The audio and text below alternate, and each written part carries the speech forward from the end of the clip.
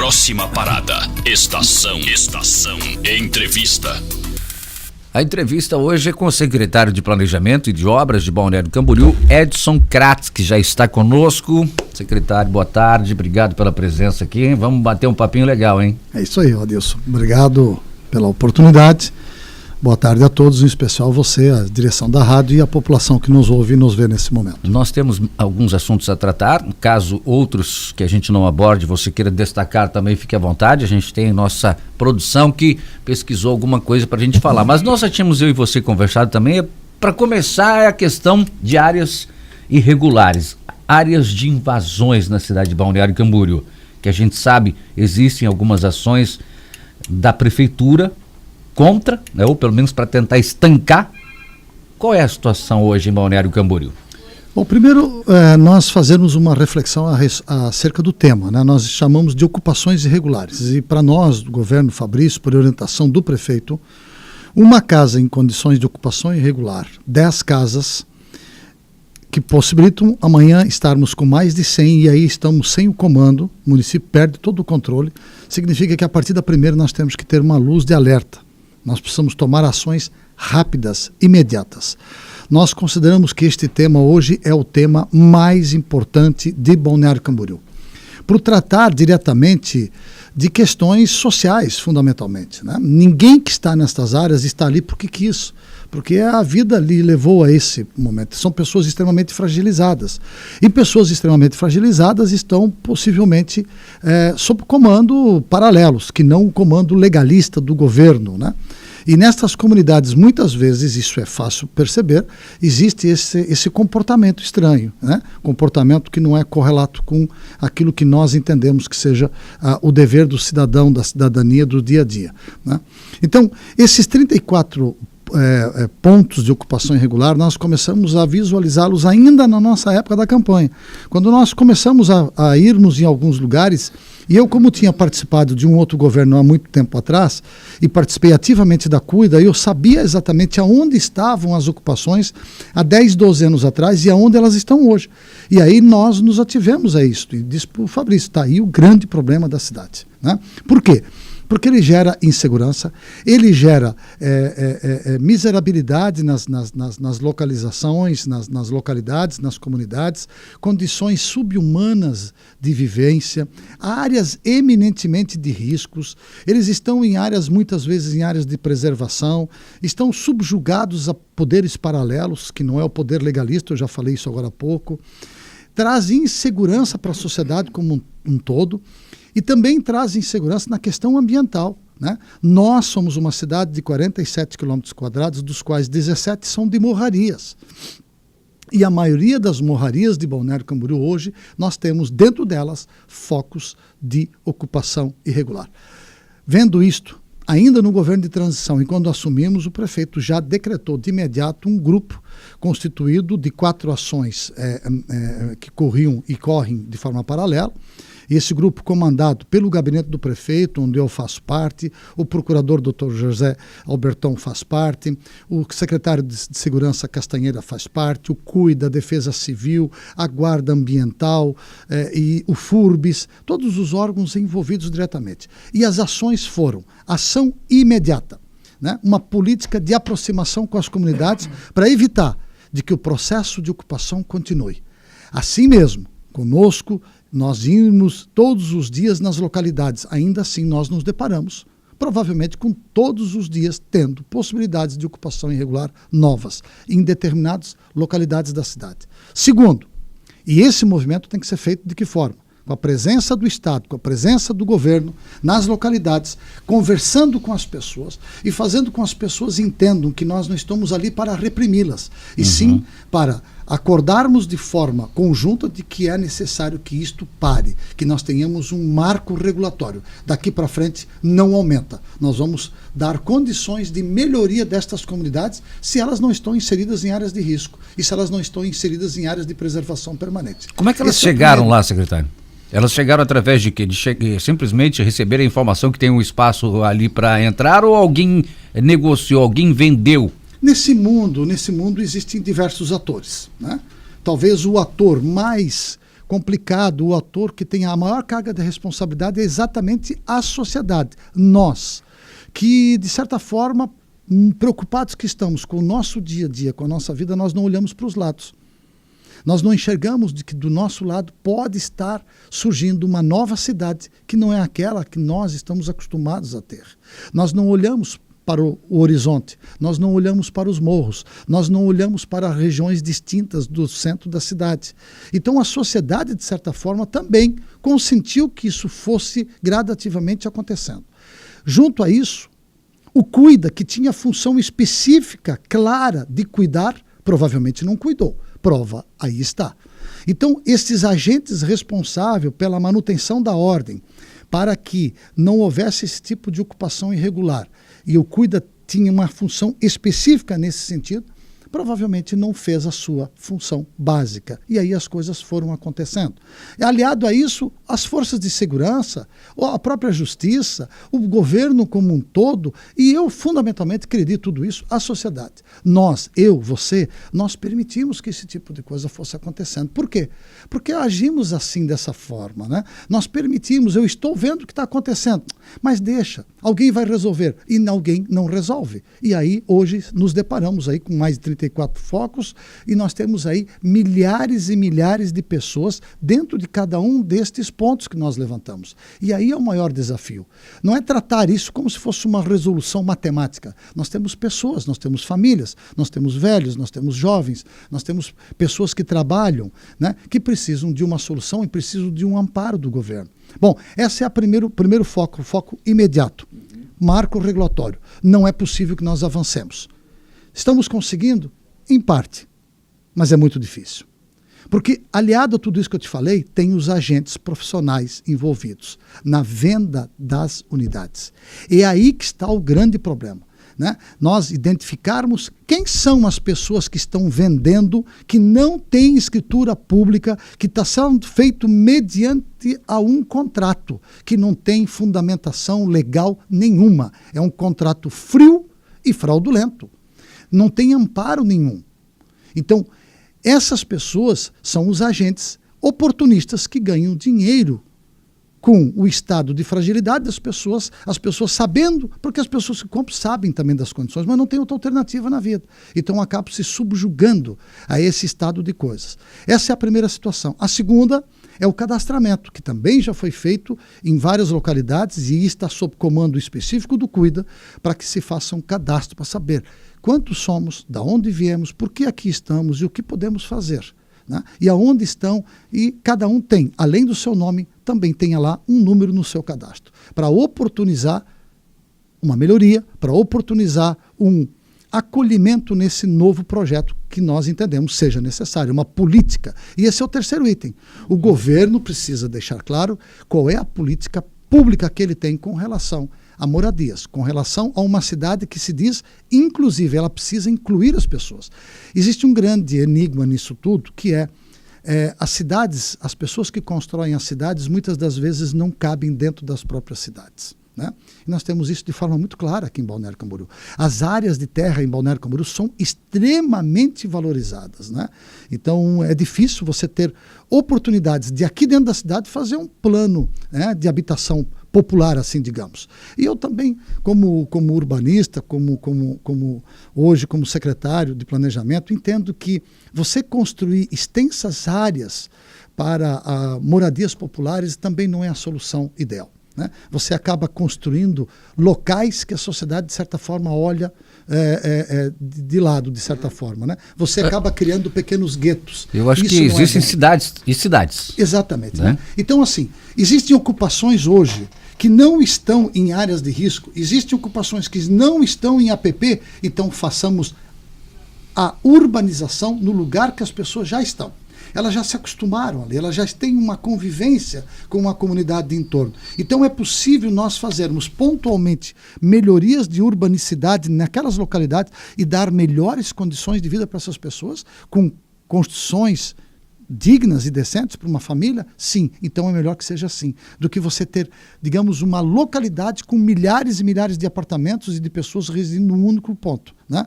Isso não é saudável para uma cidade. Verdade. E como quarto ponto dessas ações estratégicas desse grupo gestor das ocupações, é nós nos comunicarmos para a cidade. Isto ainda não começou. Nós estamos fazendo agora nesse momento, mas nós precisamos ir na sociedade civil organizada, mostrar aquele mapa que você viu dos 34 pontos vermelhos, certo, né? E dizer para eles que essa cidade existe. Que além da cidade que nós transitamos todos os dias, nós temos uma outra cidade.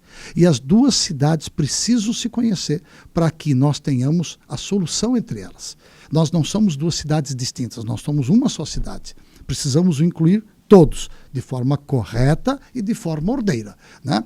O fato de eu ser fragilizado socialmente não me dá o direito de invadir terras alheias ao arrepio completo da lei, né? Então, nós temos que ter ordem, nós temos que ter regras claras para que isso aconteça.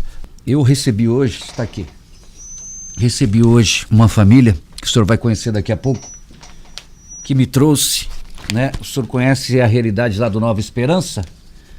E que me trouxe esta documentação, e aí eu volto a falar dos agentes aproveitadores que tem, olha só, essa documentação tudo do CREA, tem ligação da EMASA de água, temos ligação de energia elétrica, temos uma planta, temos toda a documentação, inclusive o xerox do depósito que foi feito, secretário, na conta do golpista, ou da golpista, que já foram presos. Ele já foi preso, porque eu conversei com o promotor hoje, doutor André, ele determinou a prisão desse cidadão que foi preso e depois o excelentíssimo senhor juiz Gilmar Conte o soltou.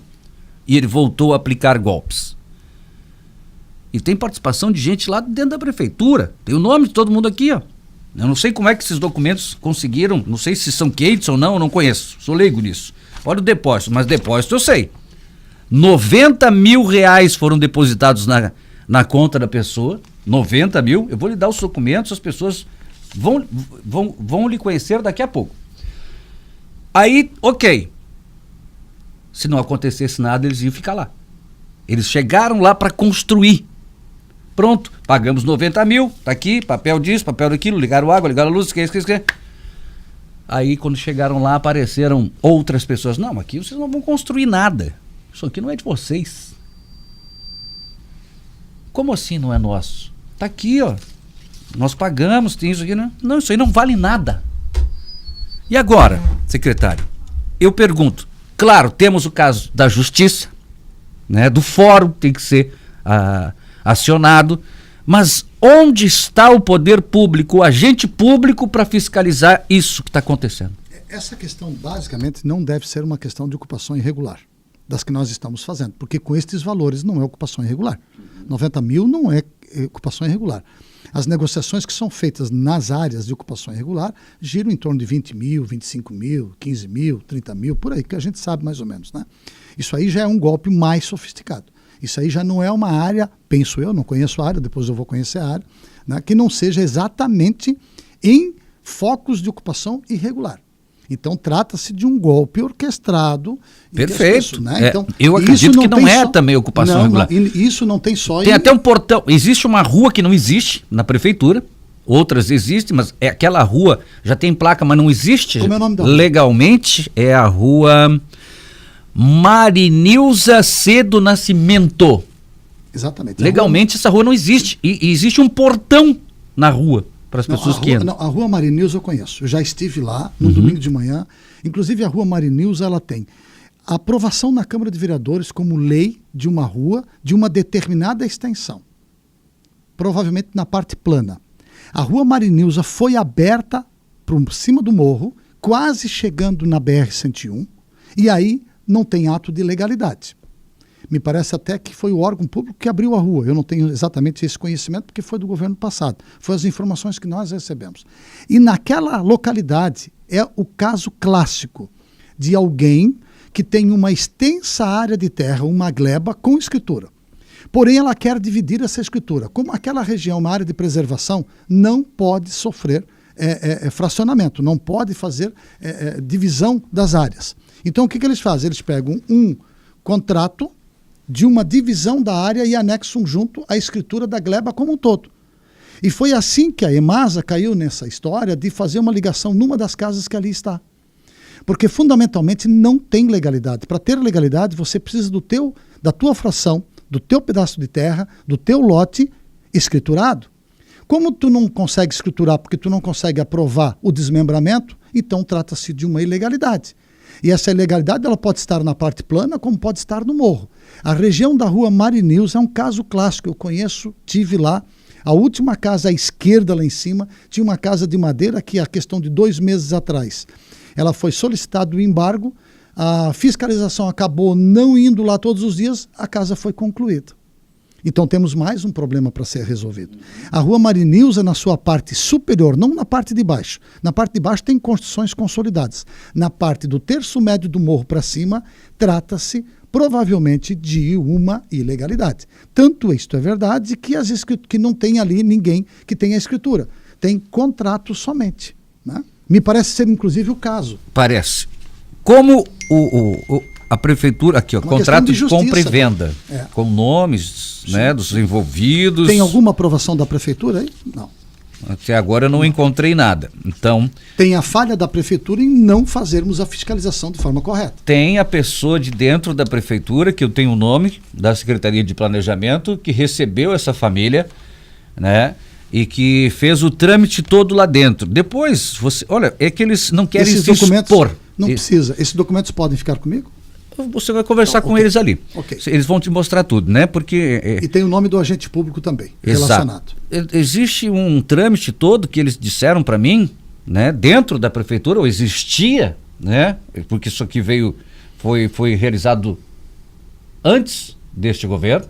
Em que época foi feito o depósito? O depósito tem data de... Onde está aqui agora? 17... Bom, depois a gente vai verificar isso. 17... 2015. 2015. Então, né, é uma situação realmente que agora eles investiram tudo isso, eles acharam que iam ter e na realidade agora eles não têm absolutamente nada a não ser... eles têm tudo documentado lá, né? Depois eles vão passar ali para o senhor ali. O que me parece ainda mais estranho neste caso é que houve uma divisão de áreas e de um terreno que na verdade não era do cidadão, ou se é que dá para chamar ele de cidadão, que vendeu. Né? Então me parece ser um golpe, né? Um golpe. Veja ele é isso. Ele é bem diferente da questão das ocupações irregulares. Né? Ele é totalmente diferente. Exatamente. Né? É diferente porque existe alguém que está... trapaceando, estelionato. Estelionato. Isso aqui é o caso clássico, está aqui. Ó. Metade disso daqui é o morro da rua Marineus, que aliás não tem essa rua B aqui, ela nem existe, só existe um pedaço da rua Marineus. Eu fui atrás da legalidade da rua Marineus, ela realmente foi aprovada na Câmara de Vereadores, com uma determinada extensão, que eu não sei lhe dizer agora quanto é que é. Tá? Ela não poderia ter subido o morro, por quê? Porque o morro é a área de preservação permanente. Isso é muito claro.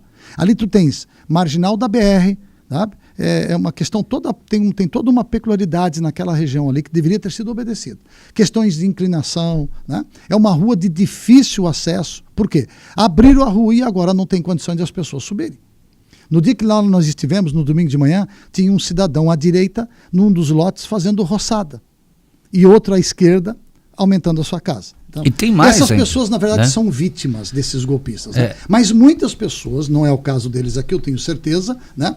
Que sabem da existência de que alguma coisa não está absolutamente legal. Né? Quem compra hoje um terreno em Balneário Camboriú por 15, 20 mil reais, por favor, sabe claramente de que aquilo é uma situação de completa ilegalidade. Né? Não existe. Não existe. Né? Né? Então, depois o senhor vai conversar com eles, porque tem mais coisas, depois eles vão lhe mostrar, tem um vídeo, tem foto, tem tudo. Ótimo, né? ótimo. Que inclusive se transfere lá para a parte do estaleirinho, né? Também, que esta mesma pessoa está tomando conta de lugares e está negociando. Então, olha, eu não sei como que essa pessoa está na rua, ele já foi preso. Eu já pesquisei, já falei com a polícia, já pegamos, e inclusive temos até a foto dele, dela, de todo mundo que aplicava golpe no passado. Repito, conversei com o promotor, o doutor André, hoje de manhã, ele disse, não, eu determinei a prisão dele.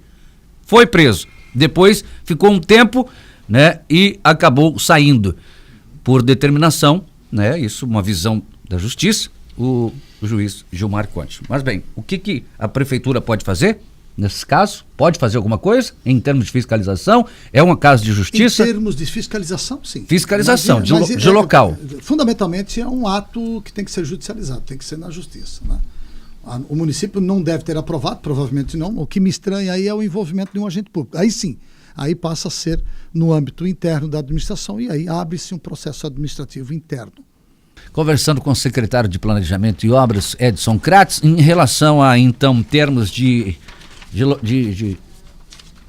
moradias irregulares, é essa a ação do governo Fabrício de Oliveira que o senhor acabou de falar para a gente, não é? E nós temos que ter não basta nós continuarmos permanentemente com dezenas e dezenas de pessoas nas ruas, fazendo trabalho preventivo, isso precisa continuar, mas fundamentalmente nós precisamos acharmos soluções que consigam se sustentar.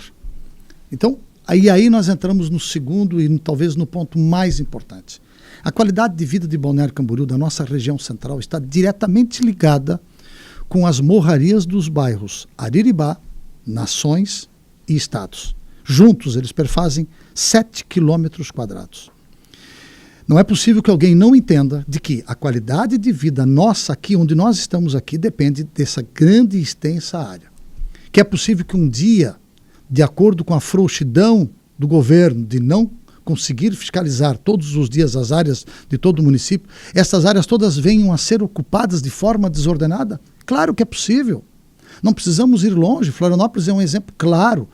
E o Rio de Janeiro é um exemplo clássico, né? Do estado de coisas ingovernável. É um estado, é uma cidade ingovernável, né?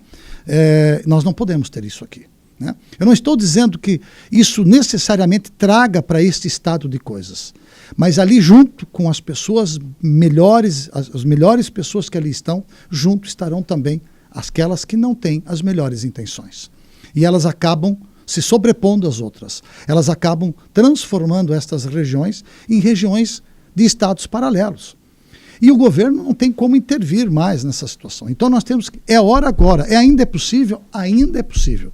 Se alguém não conhece as regiões dos nossos morros, eu convido-os a conhecer essa outra possibilidade de termos uma outra cidade. Basta que a gente vá no final das ruas do bairro das Nações e olhe lá, por exemplo, na rua Mauritânia, onde nós temos pessoas extraordinárias morando em condições muito precárias, né?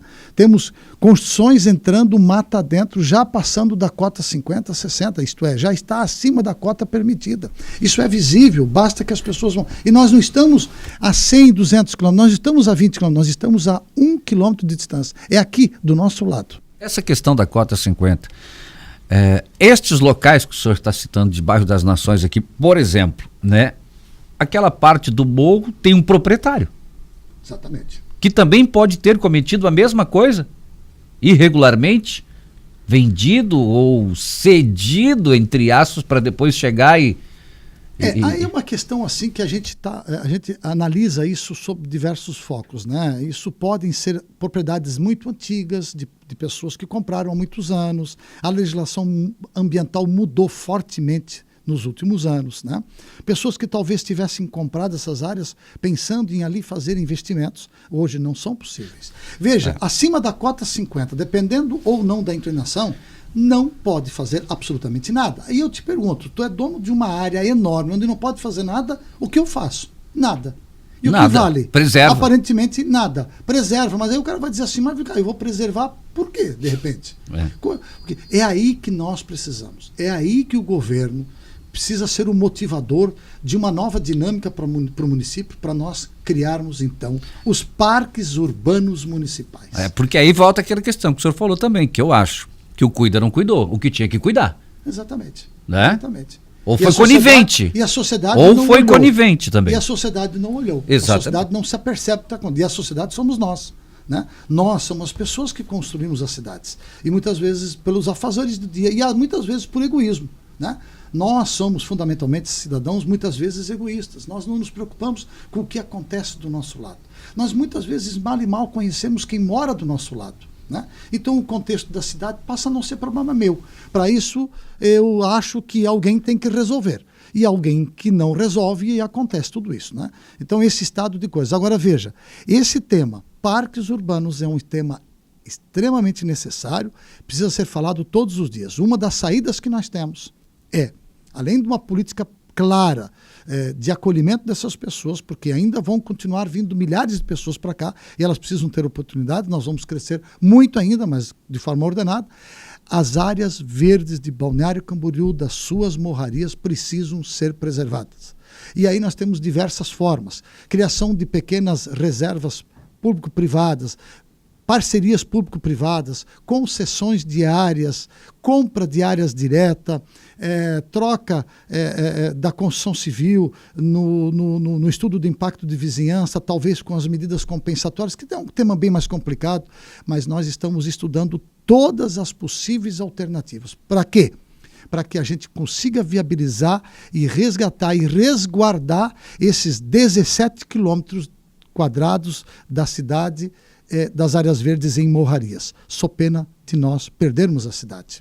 E aí eu não falo simplesmente por questões de ocupação irregular, perdermos a qualidade de vida da nossa cidade e perdermos a segurança ambiental da nossa cidade. E eu te digo mais, se nós hoje temos uma área de inclinações bastante forte, como são as morrarias dos bairros das Nações, nós temos ali uma vegetação que segura as águas. Esse período de chuva que nós passamos agora, se ali nós tivermos ocupação, tivermos aquela área toda ela consolidada, nós vamos ter possibilidades de segurar a água naturalmente, como acontece hoje, ou essa água toda vai descer com maior velocidade para o centro da cidade? Então, desencadeiam-se aí diversos cenários absolutamente comprometedores para a cidade. Eu não estou sendo alarmista, eu estou sendo realista.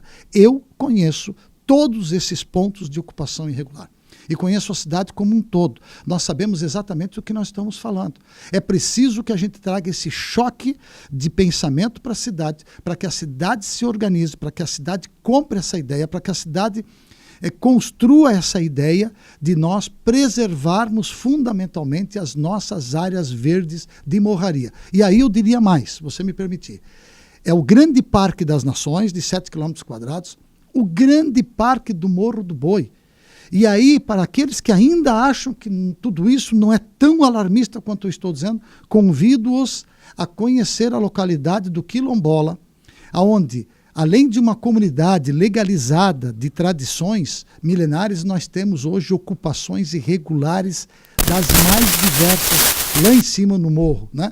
Nós temos ocupações irregulares e áreas desprotegidas na própria APA.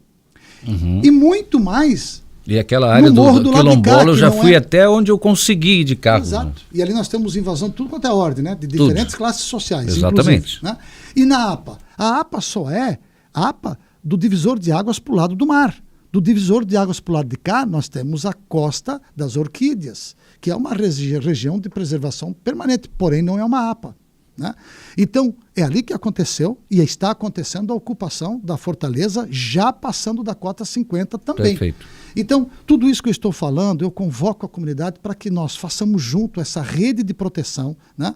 Para que a gente construa junto uma cidade, para que a gente consiga fazer com que estas duas cidades convivam no mesmo espaço físico. Isto é absolutamente necessário e fundamental para a nossa Balneário Camboriú. Eu tenho alguns questionamentos aqui, mas tem que fazer intervalo também. A gente, na realidade, não vamos poder falar em obras hoje. Mas olha só, pergunta do ouvinte, quero saber quando vai ser...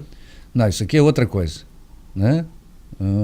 Concurso não, pergunta do ouvinte, perguntando sobre o quê? No Brejo, nós, moradores, lá na Fortaleza, comunicamos desde o início, nós, moradores, o senhor falou na questão do morador participar.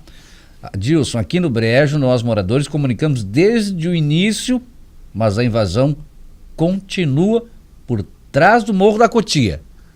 Enquanto a gente está passando imagens, inclusive, dos morros aqui de Balneário, olha só.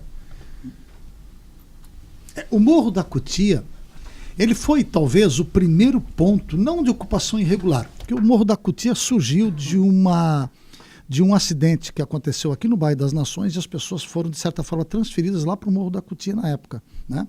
Morro da Cutia era e continua sendo uma comunidade absolutamente tranquila. Nós ali fizemos obras de intervenção no governo que eu participei do prefeito Rubens. Nós fizemos obras estruturantes. Era uma comunidade absolutamente tranquila. E sim, hoje ela já está se interligando com a comunidade de Fortaleza.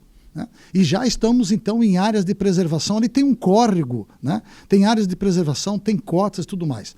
O fundamental, e aí eu falo diretamente para a comunidade de Fortaleza, né? Aqueles que estão cadastrados, eles precisam se proteger. É necessário que eles próprios façam a rede de proteção deles. Assim como hoje muitos moradores de diversas ruas do município se protegem através de redes sociais, através de comunicação, é preciso que eles também façam isso e que não permitam, sob nenhuma hipótese, o aumento, quer seja de um único número. Mas aí que reside o outro problema. Muitas das vezes, nós próprios, que estamos em condições irregulares, de ocupação irregular, nós aumentamos a nossa casinha para trazer mais um membro da família para dentro de casa. Então, não é o fato de eu ter uma casa, o anexo da casa cria-se mais um ponto de ocupação irregular. Então, elas vão aumentando gradativamente. E no aumentar gradativamente, nós temos hoje soluções, né? O que será feito? Essa é a pergunta. Ela é uma área particular, não é nem sequer uma área pública. Exatamente. É uma área particular. O que será feito? Né? Então tem todo um entendimento também da justiça ali, que precisa se pronunciar também a respeito desta ocupação. Edson Kratos, secretário de Planejamento. Nós não temos mais tempo hoje. Meu Deus. Muito obrigado pela sua presença, pelos esclarecimentos e que a gente possa estar sempre conversando para informar a comunidade e ter uma cidade ainda melhor e ficar atento com o que está acontecendo de irregular.